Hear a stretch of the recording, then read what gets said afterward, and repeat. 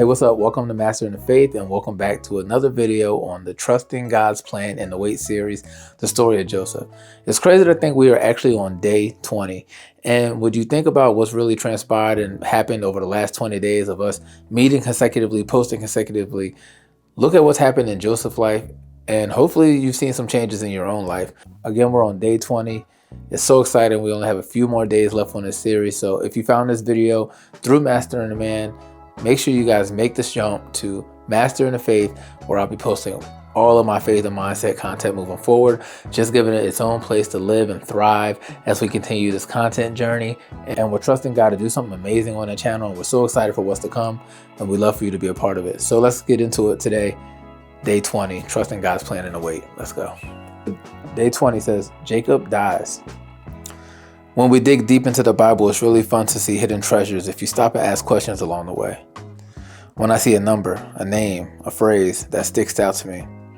When I see a number, a name, or phrase that sticks out to me, I try to find the importance of it because every word in the Bible was God-inspired and has a purpose. Today's reading starts out with the fact that Jacob lived 17 years after arriving in Egypt. So this 130-year-old man who kept saying, "I'm about to die," managed to live another 17 years. Be encouraged, friend. You haven't seen your last days. You may feel like there's nothing left to live for based on how you feel today, but you don't know God's ultimate plan for you. You can get a second wind. Knowing Joseph was alive breathed new life into the old man. Don't miss, Joseph was 17 years old when he was sold off into slavery, and God gave Jacob 17 more years with him in his old age. The grace of God and his goodness never ceases to amaze me. One day Jacob falls ill, and Joseph takes his now 20-something-year-old sons, Manasseh and Ephraim, to say goodbye. Fatherly blessings are a big deal in Hebrew traditions, with the oldest son getting the biggest blessing. In this instant, Jacob purposely blesses the youngest with the bigger blessing. This should remind you of the story of Jacob stealing his own brother Esau's birthright blessing, but Jacob did it with purpose here. He also makes these two young men officially his children, and they now become part of the 12 tribes of Israel.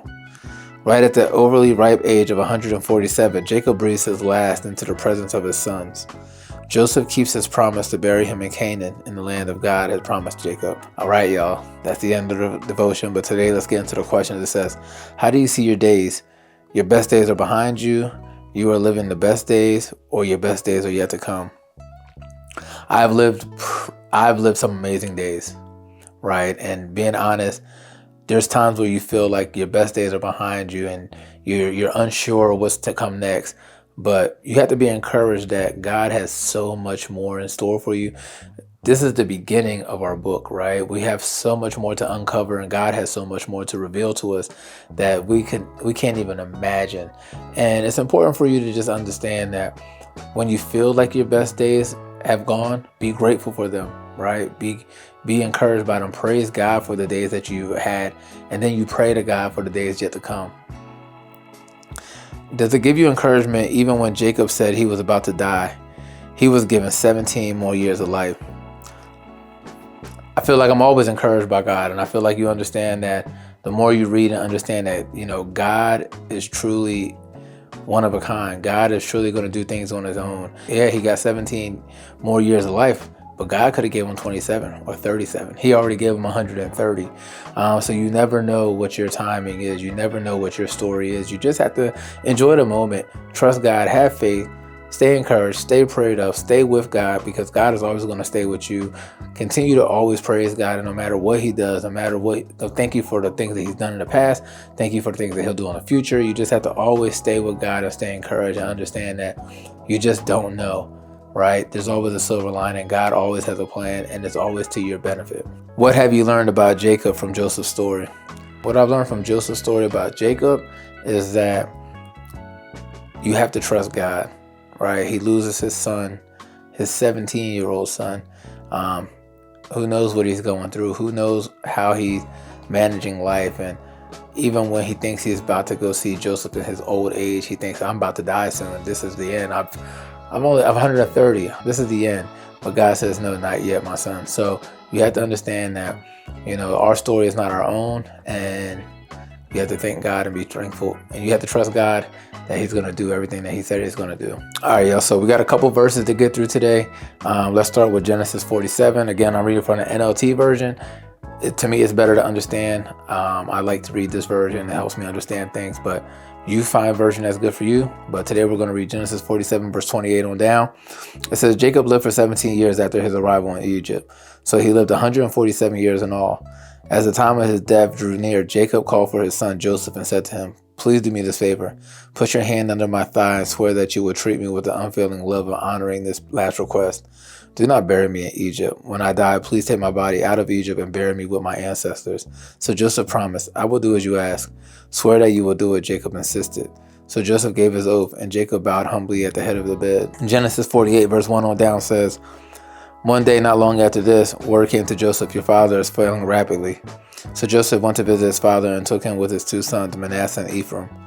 When Joseph arrived, Jacob was told, your son Joseph has come to see you. So Jacob gathered his strength and sat up in his bed. Jacob said to Joseph, God Almighty appeared to me at Luz in the land of Canaan and blessed me. He said to me, I will make you fruitful and will multiply your descendants. I will make you a multitude of nations, and I will give this land to Canaan to your descendants, after you as an everlasting possession. And I will give this land of Canaan to your descendants after you as an everlasting possession. Now I'm claiming as my own sons these two boys of yours, Ephraim and Manasseh, who were born here in the land of Egypt before I arrived. They will be my sons, just as Reuben and Simeon are. But any children born to you in the future will be your own, and they will inherit the land within the territories of their brothers Ephraim and Manasseh. Long ago, I was returning from Padan. Rachel died in the land of Canaan. We were still on the way, some distance from Ephrath, that is Bethlehem. So with great sorrow I buried her there beside the road in Ephrath. Then Jacob looked over at his two boys. Are these your sons? He asked. Yes, Joseph told him. These are the sons God has given me here in Egypt. And Jacob said, bring them closer to me so I can bless them. Jacob was half blind because of his age and could hardly see. So Joseph brought the boys close to him, and Jacob kissed and embraced them. Then Jacob said to Joseph, I never thought I would see your face again, but now God has let me see your children too. Joseph moved the boys, who were at their grandfather's knees, and he bowed with his face to the ground. Then he positioned the boys in front of Jacob. With his right hand, he directed Ephraim toward Jacob's left hand, and with his left hand, he put Manasseh at Jacob's right hand. But Jacob crossed his arms and he reached to lay his hands on the boys' heads. He put his right hand on the head of Ephraim, though he was a younger boy, and his left hand on the head of Manasseh, though he was the firstborn. Then he blessed Joseph and said, May God the Father, whom the grandfather Abraham and my father Isaac walked, the God who has been my shepherd all my life to this very day, the angel who has redeemed me from all harm, may he bless these boys. May he preserve my name and the names of Abraham and Isaac, and may their descendants multiply greatly throughout the earth. But Joseph was upset when he saw that his father placed the right hand on Ephraim's head. So Joseph lifted it to move Ephraim's head to Manasseh's head. No, my father, he said, this one is the firstborn. Put your right hand on his head. But his father refused. I know, my son. I know, he replied. Manasseh will also become a great people, but his younger brother will become even greater, and his descendants will become a multitude of nations. So Jacob blessed the boys that day with a blessing. The people of Israel will use your names when they give a blessing. They will say, may God make you as prosperous as Ephraim and Manasseh. In this way, Jacob put Ephraim ahead of Manasseh. Then Jacob said to Joseph, look, I am about to die, but God will be with you and will take you back to Canaan, the land of your ancestors. And beyond what I have given your brothers, I am giving you the extra portion of the land that I took from the Amorites with the sword and bow. Genesis 49 verse 29 on down says, Then Jacob instructed them, soon I will die and join my ancestors. Bury me with my father and grandfather in a cave in the field of Ephraim and Hittite. This is the cave in the field of Machpelah, near Mamre in Canaan, that Abraham bought from the Ephraim the Hittite as a permanent burial site. There, Abraham and his wife Sarah are buried. There, Isaac and his wife Rebekah are buried. And there, I buried Leah. It is the plot of land in the cave that my grandfather Abraham bought from the Hittites. When Jacob had finished this charge to his son, he drew his feet into the bed, breathed his last, and joined his ancestors in death. Whew. All right, y'all. So we just lost Jacob. What a great life. 147 years. Can't wait to see what we get tomorrow, day 21. And I'll see you all there. Keep mastering. God bless. And I'll see you. Let's go.